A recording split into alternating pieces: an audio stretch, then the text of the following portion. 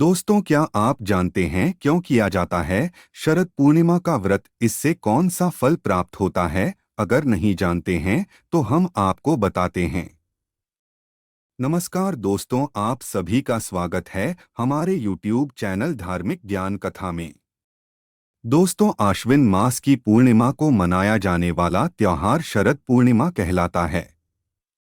इसे कोजागरी पूर्णिमा या रास पूर्णिमा भी कहते हैं। ज्योतिष के अनुसार पूरे साल में केवल इसी दिन चंद्रमा 16 कलाओं से परिपूर्ण होता है, अन्य किसी भी दिन ऐसा नहीं होता। इस दिन के महत्व को देखते हुए हिंदू परिवारों में शरद पूर्णिमा का व्रत भी रखा जाता है, जिसे आम जनमानस की भाषा में कोजागिरी व्रत के नाम से जाना जाता है। लेकिन यदि आप क्षेत्रीय संदर्भ से देखेंगे तो आपको इसी व्रत के कुछ अन्य नाम भी सुनने को मिलेंगे, जैसे कि कौमुदी व्रत। संक्षेप में इस व्रत की कथा एवं इतिहास बताने से पहले जनवरी में प्रचलित एक बात बताना चाहते हैं। कहते हैं इसी दिन श्री कृष्ण ने महारास रचा था। मान्यता है इस रात्रि को चंद्रमा की किरणों से अमृत झरता है। तभी इस दिन उत्तर भारत में खीर बनाकर रात भर चांदनी में रखने का विधान है।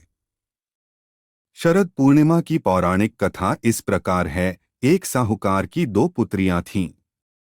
कहते हैं कि वे दोनों पुत्रियां ही अच्छे फल के प्राप्ति के लिए पूर्णिमा का व्रत रखती थीं। परंतु बड़ी पुत्री पूरा व्रत करती थी और छोटी पुत्री अधूरा व्रत करती थी।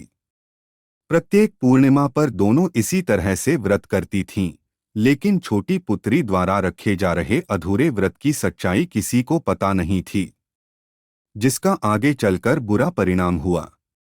छोटी पुत्री की संतान पैदा होते ही मर जाती थी।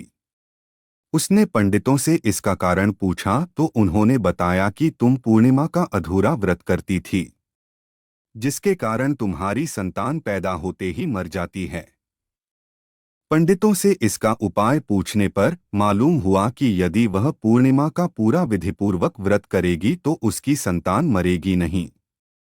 उसने पंडितों की सलाह पर पूर्णिमा का पूरा व्रत विधिपूर्वक किया, जिसके बाद उसके यहाँ लड़का हुआ, परंतु वह भी शीघ्र ही मर गया। यह देख तो मानो वह हताश हो गई, लेकिन इस बार उसने सोच लिया कि वह अपने बच्चे को वापस पाकर ही रहेगी। इसलिए उसने उस लड़के को बैठने वाले एक पीढ़े पर लिटाकर ऊपर से कपड़ा ढक दिया, जिसके कारण बच्चा दिखाई ही नहीं दे रहा था।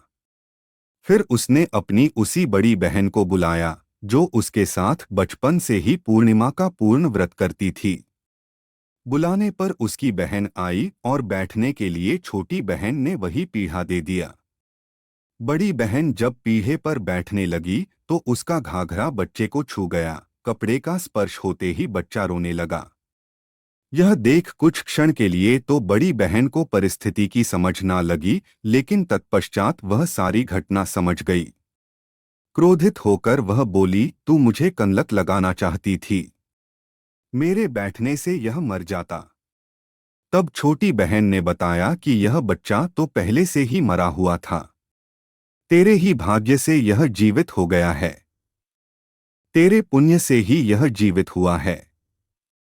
उसके बाद नगर में उसने पूर्णिमा का पूरा व्रत करने का ढिंढोरा पिटवा दिया। चलिए आगे आपको शरद पूर्णिमा की व्रत विधि बताते हैं। नारद पुराण के अनुसार शरद पूर्णिमा की रात मां लक्ष्मी अपने हाथों में वर और अभय लिए घूमती हैं। इस दिन वह अपने जागते हुए भक्तों को धन वैभव का आशीष देती हैं। इसलिए इस दिन भक्त मां लक्ष्मी का ही पूजन करते हैं। शाम के समय चंद्रोदय होने पर चांदी, सोने या मिट्टी के दीपक जलाने चाहिए।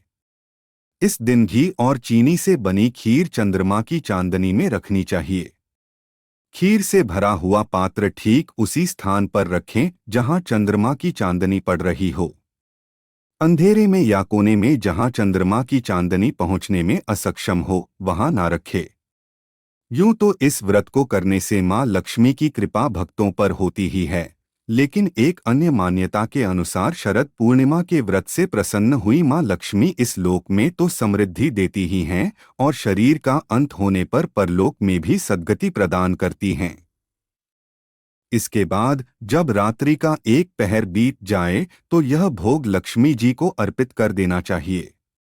तो दोस्तों, कैसी लगी आज की हमारी यह कथा? अगर पसंद आए हो तो प्लीज़ चैनल को सब्सक्राइब करें और वीडियो को लाइक और शेयर ज़रूर करें। धन्यवाद दोस्तों।